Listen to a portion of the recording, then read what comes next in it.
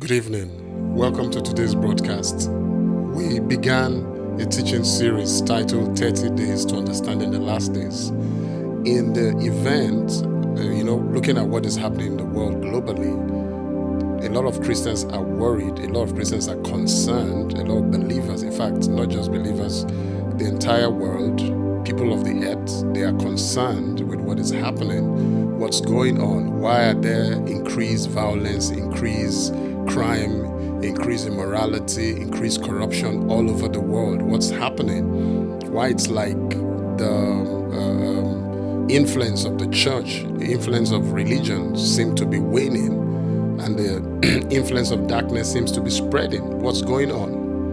And that's one of the reasons why I was inspired to share this series of teaching, because for a number of Christians, these are not teachings that they find or they have in their regular churches. The average pastors will not teach about the end time. They may make one or two references to it, but they will not bring you to scriptures and help you understand what is going to happen on the earth and what is even happening on the earth today. I remember back in 2020, a lot of people were perplexed when COVID-19 came, and people just felt that, the world is ending, that, the world is coming to an end, and that wasn't.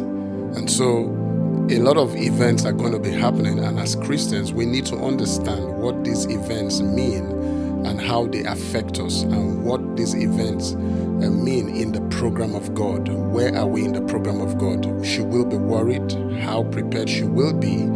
And when will the return of Jesus happen? So all of these are part of the things that we're going to be sharing in the course of this entire month of June.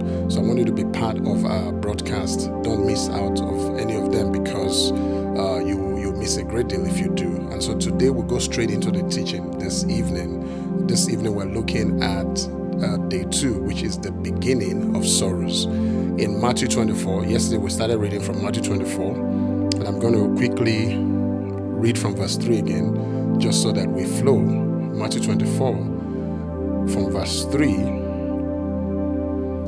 And this is speaking about Jesus. This is what they call the Mount Olivet Discourse.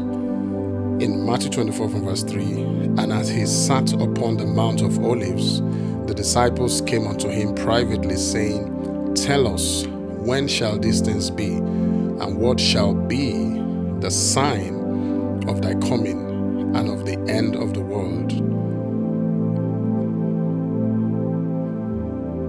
Okay, so I take that again. And as he sat upon the Mount of Olives, the disciples came unto him privately, saying, Tell us, when shall these things be? And what shall be the sign of thy coming and of the end of the world? In verse 4, and Jesus answered and said unto them, Take heed that no man deceive you.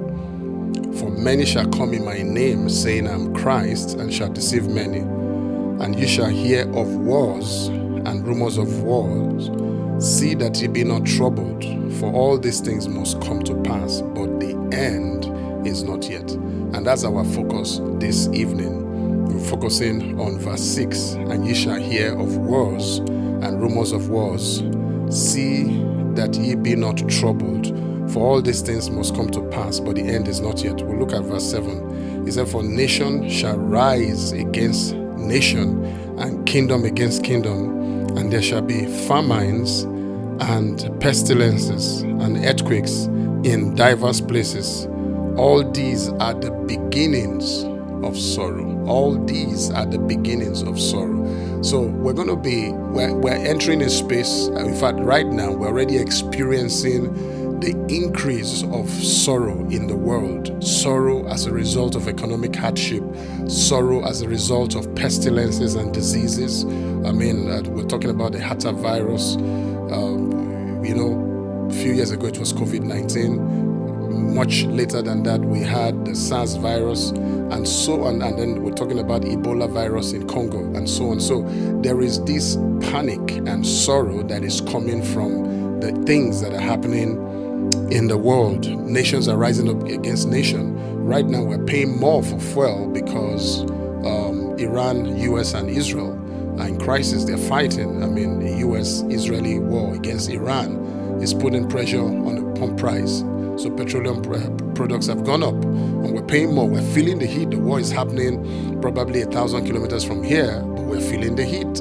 And that's the reality of what the Bible is talking about, that we are in the season where sorrow is going to increase. And the scriptures is telling us that we should not be alarmed, that all these things must happen. We're talking about famine. There's never been a time on the earth today that food is in greater abundance. We have more food. Food is everywhere, as in terms of production. We have technological advancement that have helped in the production of food in large scale, in a quicker time. But the food is not evenly distributed across the earth.